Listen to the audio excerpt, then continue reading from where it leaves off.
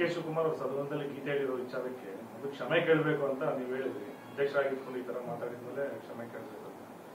Finally D K Shivakumar ಅವರು ನೋಡಿ, ಕಾಂಗ್ರೆಸ್ ಪಕ್ಷ ನಾವು ಅಥವಾ ಡಿ ಕೆ ಶಿವಕುಮಾರ್ ಕಟ್ಟಿದ್ದಲ್ಲ, ನಮ್ಗೆ ಯಾರೋ ಕೊಟ್ಟಿದ್ದಾರೆ ಇದನ್ನ ಮುಂದೆ ಕಾಪಾಡ್ರಪ್ಪ ಅಂತ ಹೇಳಿ.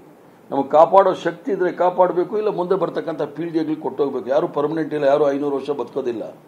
ಮಹಾತ್ಮ ಗಾಂಧಿ ಅಂತವರೇ ಈ ಪಕ್ಷವನ್ನ ಕಟ್ಟಿ ದೇಶವನ್ನ ಕೊಟ್ಟು ಅವನ್ನ ಕೊಲೆ ಮಾಡಿರ್ತಕ್ಕಂಥ ಸಂಘಟನೆಗಳ ಪ್ರಾರ್ಥನೆಗಳನ್ನು ಹೇಳೋದು ತಪ್ಪು ಅಂತ ನಾನು ಹೇಳಿದ್ದೆ ವಿನಃ ವೈಯಕ್ತಿಕವಾಗಿ ಅವ್ರ ಬಗ್ಗೆ ನನಗೇನು ವಿರೋಧ ಏನಿಲ್ಲ. ಅಧ್ಯಕ್ಷರಾಗಿ ಅವ್ರು ಹೇಳಬಾರ್ದು, ಡೆಪ್ಟಿ ಮುಖ್ಯಮಂತ್ರಿ ಆಗಿ ಹೇಳಕ್ಕೆ ನನಗೇನು ಅಭ್ಯಂತರ ಇಲ್ಲ.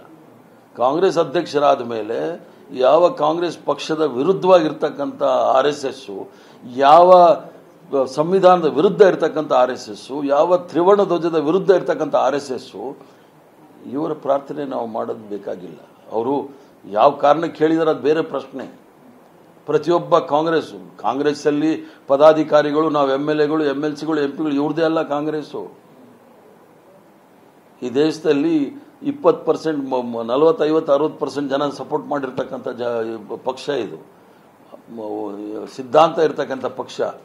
ಅದರಲ್ಲಿ ಅದನ್ನು ನಾವು ಹೇಳಲಿಕ್ಕೆ ಸಾಧ್ಯ ಇಲ್ಲ. ಆದ್ದರಿಂದ ಅವ್ರಿಗೆ ಅನಿಸಿದ್ರೆ ಆಗಿರೋ ತಪ್ಪು ಅಂತ ಹೇಳಿ ಬಹಳ ಸಂತೋಷ.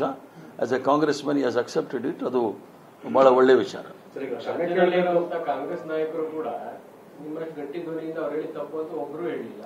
ಅಲ್ಲ, ಅಂದ್ರೆ ಎಲ್ಲ ಅವ್ರ ಹೇಳಿಕೆಗೆ ಸಮರ್ಥನೆ ನಿಂತಿದ್ದಾರೆ ಅಂತ ಈಗ ಏನ್ ಅನ್ಕೋಬೇಕು?